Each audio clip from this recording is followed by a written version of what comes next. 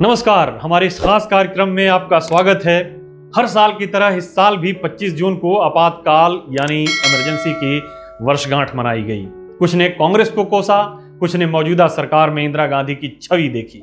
कहा गया कि देखो कांग्रेस के शासनकाल में कैसे आम जनता के अधिकार छीन लिए गए थे। कहा गया कि कैसे मौजूदा सरकार इंदिरा गांधी वाली तानाशाही की राह पर चल रही है।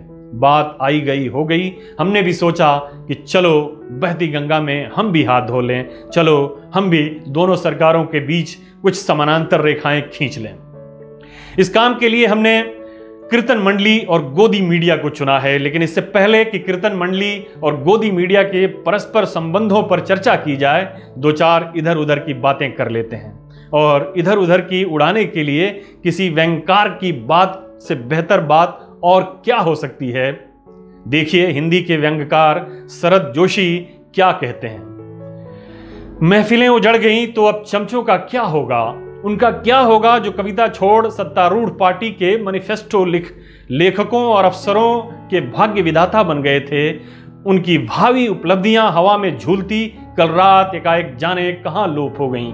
उस कीर्तन मंडली का क्या होगा जो प्रतिबद्धता के बहाने मलाई पर नजर गड़ा सबको फासिस्ट और प्रतिक्रियावादी करार दे रही थी। उन चूहों का क्या होगा जो सुख सुविधा के गोदाम में प्रवेश करने के लिए सरकारी संस्थाओं में सुराख किया करते थे। फिर एक नजर इस काली टी शर्ट पर भी डाल लीजिए। इस पर लिखा है this T shirt is white Indian media, यानी भारतीय मीडिया के मुताबिक ये टी शर्ट सफेद है। पहले कथन को सुनकर आप इस मुगालते में ना आ जाइएगा कि इसमें भविष्य का कोई लेखक या इतिहासकार हमारे जमाने के प्रभावशाली लोगों की खास प्रतिभा का बखान करते हुए भूलकर लेफ्ट लिबरल और एंटी नेशनल को फासिस्ट और प्रतिक्रियावादी लिख गया है। इस कथन की पृष्ठभूमि 1970 के दशक की राजनीति है। ये वो दौर है जब दिल्ली के एक चुने हुए तख्त नशीन को अपने खुदा होने का यकीन हो गया था और उस खुदा को एक दिन जनता ने उसके तख्त से बेदखल कर दिया था और आसमान से जमीन पर लाकर खड़ा कर दिया था। दूसरा कथन हमारे जमाने की जानी पहचानी तस्वीर को उजागर करता है।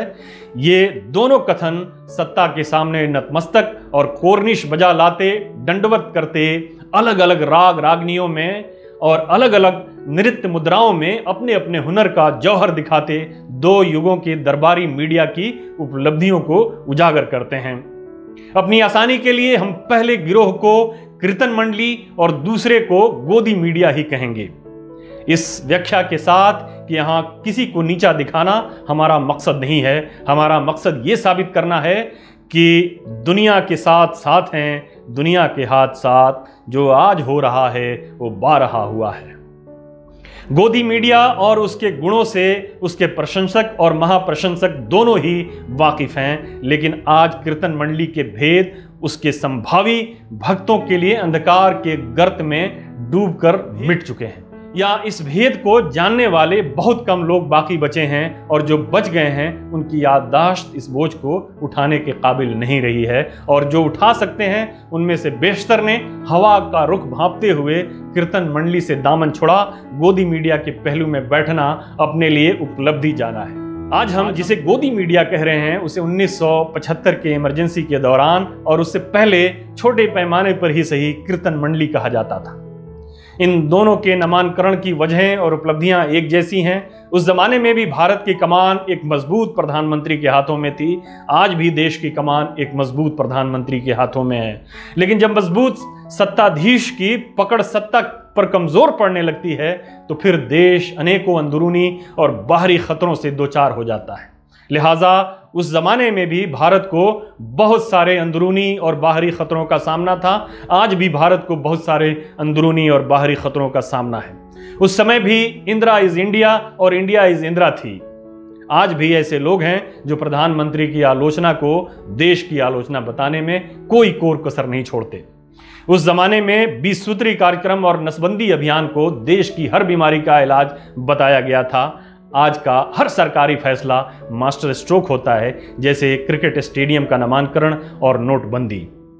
उस जमाने में भी हर सरकारी फैसला देश हित में होता था। आज भी मीडिया के खोजी पत्रकार सरकारी फैसले में उस चीज को भी ढूंढ निकालते हैं जिस चीज का उसमें सिरे से कोई वजूद ही नहीं होता है। 2000 रुपए के नोट पर कंप्यूटर माइक्रोचिप की खोज इसी स्तर की खोज थी। उस जमाने में भी मीडिया कंपनियों के मालिकों ने सरकार के आलोचक पत्रकारों को बाहर का रास्ता दिखलाया था।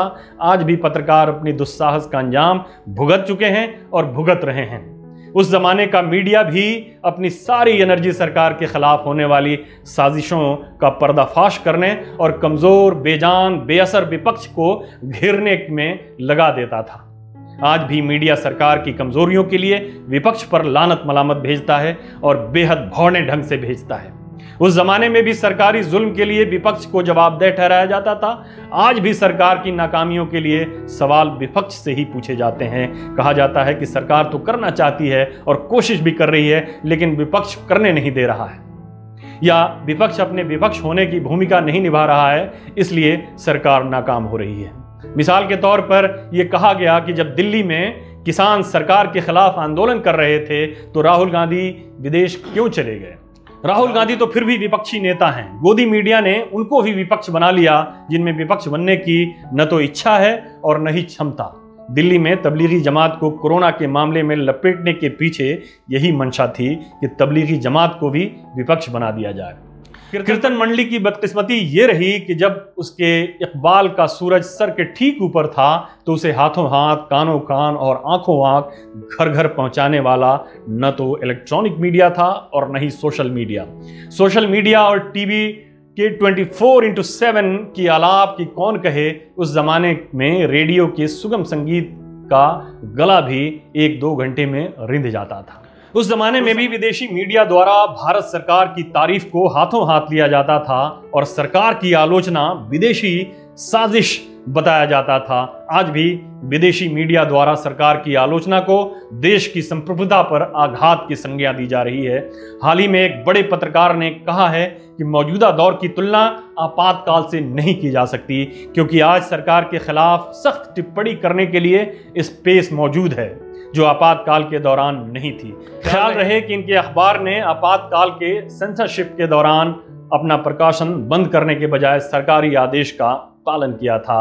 अब इनकी इस टिप्पणी पर बहस की बहुत गुंजाइश है, क्योंकि उस जमाने में भी कुछ ऐसे व्यंग्यकार थे जो फिक्र तौंसवी की तरह ये कह सकते थे कि जब मैं अभी इतना छोटा था कि घोड़े को घोड़ा और कुत्ते को कुत्ता ही समझता था, यानी इतना बेवकूफ था कि जो चीज़ जैसी नजर आती वैसा ही समझ लेता था।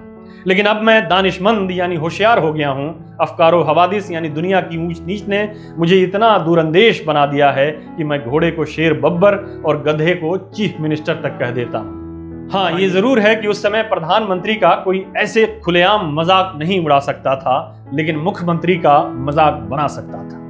लेकिन आज प्रधानमंत्री से थोड़ी बहुत आजादी ली जा सकती है, लेकिन मुख्यमंत्री से नहीं। आप समझ रहे हैं ना। बहरहाल यहाँ सिर्फ इतना कहा जा सकता है कि उस जमाने में सोशल मीडिया नहीं था और सोशल मीडिया को सेंसर करना ज़रा मुश्किल है। हालांकि सरकार की ओर से इस पर लगाम कसने के प्रयास जारी हैं। सोशल मीडिया को सेंसर करने का मतलब है कि जिस तरह 370 के प्रावधानों को बेअसर करने के बाद कश्मीर में इंटरनेट की सेवाएं बंद की गईं, वैसा प्रावधान पूरे देश में करना पड़ जाएगा। उस जमाने में भी टू मच डेमोक्रेसी ने विकास को बाधित किया था और उस बाधा को हटाने के लिए आपातकाल लगाया गया था। आज भी ये पता लगा लिया गया है कि we have had too much democracy, अब हमें विकास चाहिए। इस विकास की कीमत क्या होगी, इसका अंदाज़ा लगाना अभी बाकी है। फिलहाल गोरख पांडे की इन पंक्तियों का आनंद लीजिए और हमारे ज़माने में विकास की कीमत क्या हो सकती है इसका अंदाज़ा लगाइए। आएंगे अच्छे दिन आएंगे, गर्दिश के दिन कट जाएंगे, सूरज झोपड़ियों में चमकेगा, बच्चे सब दूध में नहाएंगे। नमस्कार।